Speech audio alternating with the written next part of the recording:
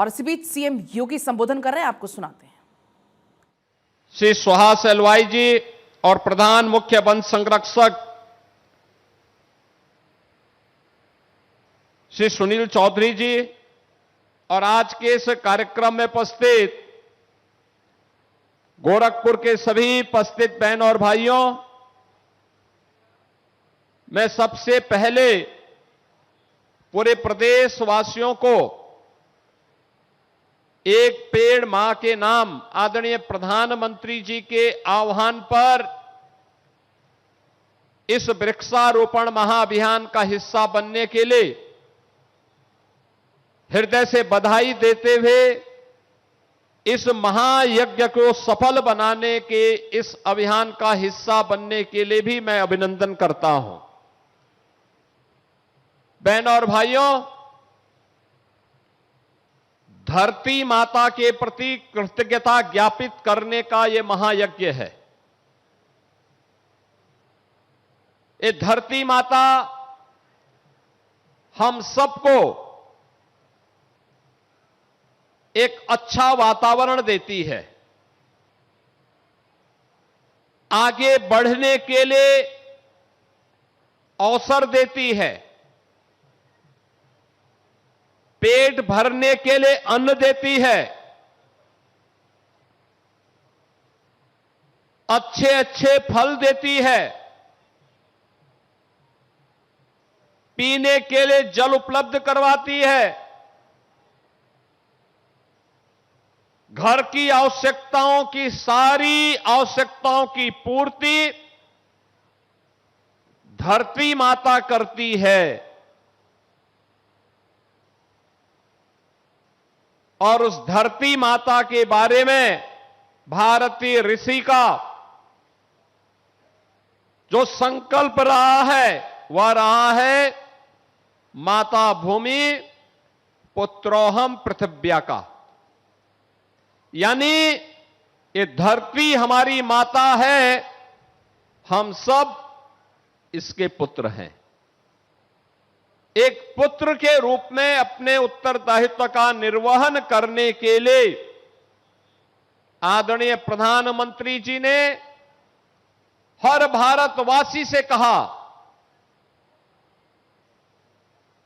कि हमारा राष्ट्रीय दायित्व भी है आने वाली पीढ़ी को कैसा भविष्य हम देना चाहते हैं, इस राष्ट्रीय कर्तव्य मान करके भी हम सबको इस अभियान का हिस्सा बनना चाहिए। और इसी अभियान का हिस्सा बनने के लिए इन्होंने जो सबसे सुंदर थीम प्रत्येक भारतवासी के लिए दी, वह दी एक पेड़ मां के नाम। मां हर व्यक्ति के लिए, हर जीव जंतु के लिए सबसे सुंदर उपहार होता है, और वह उपहार हम सभी के लिए धरती माता के रूप में भी है। हम स्वयं अपने स्वयं के स्वास्थ्य की चिंता करते हैं, हम लोग समय समय पर अपना उपचार कराते हैं, डॉक्टर के पास जाते हैं, लेकिन धरती माता के उपचार के लिए कोई भी व्यवस्था नहीं करते। जो धरती माता पर हम सब आश्रित हैं, जिस धरती माता के कारण ये जीव सृष्टि बची हुई है, उस धरती माता के स्वास्थ्य की हम कभी चिंता नहीं करते। लंबे समय तक, अनंत काल तक जीव सृष्टि इस धरती पर बनी रहे, इसके लिए इस अभियान की शुरुआत हम लोगों ने आज से 9 वर्ष पूर्व की थी। और मुझे बताते हुए प्रसन्नता है कि प्रधानमंत्री जी ने जब अंतर्राष्ट्रीय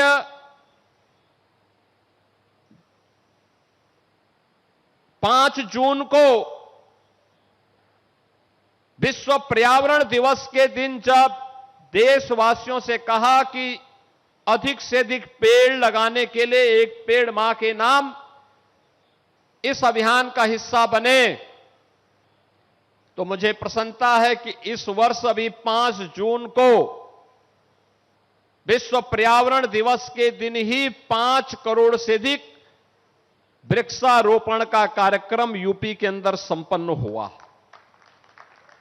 और गत वर्ष हम लोगों ने 35 करोड़ से अधिक वृक्षारोपण किया था। और पिछले 9 वर्ष के अंदर जो अभियान चला है, इस अभियान में कुल मिलाकर के अब तक 242 करोड़ वृक्षारोपण के कार्यक्रम को यूपी ने संपन्न किया है। बहनों और भाइयों, यूपी के अंदर इंफ्रास्ट्रक्चर में भारी वृद्धि हुई है। नए नए एक्सप्रेसवे, हाईवे, सड़कों का एक लंबा जाल बिछा है, नए नए उद्योग आए हैं। शहरीकरण में भी नई नई कॉलोनियां बनी हैं, बसी हैं। सबसे ज्यादा भौतिक विकास की गति को तेज करने में योगदान देने वाले राज्य के रूप में यूपी ने अपने आप को स्थापित किया है। लेकिन सबसे ज्यादा भौतिक विकास के साथ साथ पर्यावरण की दृष्टि से बड़े राज्यों में यूपी ने अपने वनाच्छादन को भी विस्तार देने में सफलता प्राप्त की है। और मुझे बताते हुए प्रसन्नता है, मेरे सामने आया है, उत्तर प्रदेश में हम लोगों ने एक वर्ष में जो वृक्षारोपण के कार्यक्रम को आगे बढ़ाया, अगर गत वर्ष का हम देखेंगे तो गत वर्ष 4,30,873 टन कार्बन डाइऑक्साइड का अवशोषण उन वृक्षों के माध्यम से अनुमानित किया गया है। यानी जो एक तमाम विषैली गैसें स्वास्थ्य के लिए प्रतिकूल होती हैं, जीव सृष्टि के लिए प्रतिकूल होती हैं, इस धरती माता में जब एक पेड़ उगता है तो वह सैकड़ों टन कार्बन डाइऑक्साइड का अवशोषण करता है। कार्बन का संचयन 1,17,500 टन इस दौरान हुआ, धरती की उर्वरता को बनाए रखने के लिए। और ऑक्सीजन का उत्सर्जन जो इसके कारण हुआ वह हुआ है 3,13,373 टन। यानी अगर आप कहेंगे तो यह 2,19,361 लाख लीटर यह ऑक्सीजन का उत्सर्जन भी इन पेड़ों के माध्यम से अनुमानित किया गया। और अगर 9 वर्षों के इन आंकड़ों को हम जोड़ करके देखेंगे तो बहनों और भाइयों, जो वृक्षारोपण के बड़े कार्यक्रम को हम लोगों ने यूपी के अंदर इस दौरान किया और उसके कारण वृक्षारोपण का आच्छादन, वनाच्छादन यूपी का बढ़ा, परिणाम हुआ 6,37,74,130 टन कार्बन डाइऑक्साइड का अवशोषण हुआ। 1,73,90,000 कार्बन का संचयन भी हुआ और 4,63,90,130 टन ऑक्सीजन का उत्सर्जन भी हुआ। यानी आज हम सबके सामने ये आंकड़े इसलिए महत्वपूर्ण हो जाते हैं, आपने मौसम के चक्र को देखा होगा। मैं कल से देख रहा हूं लगातार बारिश पड़ रही है। इंद्र भगवान की कृपा हो गई कि हमारे कार्यक्रम के लिए हमें इस समय थोड़ा राहत मिली हुई है, नहीं तो रात भर बारिश थी, कल रात्रि भर बारिश थी और किसानों के लिए बहुत अच्छी बारिश है। लेकिन बहनों और भाइयों, ये बारिश 15 जून से प्रारंभ हो जानी चाहिए थी। लगभग 1 महीना हम लेट चल रहे हैं। अगर 1 महीना लेट खेती बाड़ी के लिए हो जाता है, अगर बीज जो 15 जून तक लगने चाहिए थे, अगर आप 15 जुलाई तक लगा रहे हैं, याद रखना 25 से 30% प्रोडक्शन में उसका अंतर पड़ता कम हो जाता है, यानी किसान को इतना नुकसान होता है। ये जो मौसम चक्र बदला है, पर्यावरण असंतुलन पैदा हो रहा है, गर्मी पड़ती है तो चरम पे पड़ती है और सर्दी पड़ेगी तो चरम पर पड़ेगी। लोगों को लगता है कि जैसे अब बहुत खराब स्थिति कभी कभी देखने को मिलती है।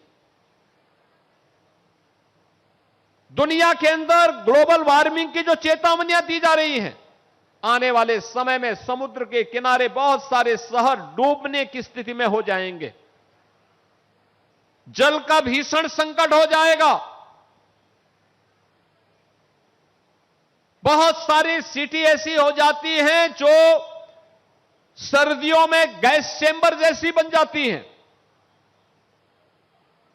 अलर्ट जारी करना पड़ता है कि बुजुर्ग लोग, बीमार लोग और बच्चों को बाहर नहीं निकलना चाहिए, मास्क लगा करके निकलना चाहिए। ये भयावह स्थिति क्यों पैदा हुई? क्योंकि प्रकृति के साथ खिलवाड़ किया गया, अंधाधुंध पेड़ काटे गए, जल का दोहन तो किया गया लेकिन जल संरक्षण के लिए कोई प्रयास नहीं हुआ। तालाबों पर अवैध कब्जे हो गए। अपने स्वार्थ के लिए लोगों ने प्रकृति के साथ जो खिलवाड़ किया है, आज उसकी कीमत विश्व मानवता चुकानी पड़ रही है। और उसी से मुक्त करने के लिए प्रधानमंत्री जी का यह आह्वान कई प्रकार से हमारे लिए महत्वपूर्ण हो जाता है।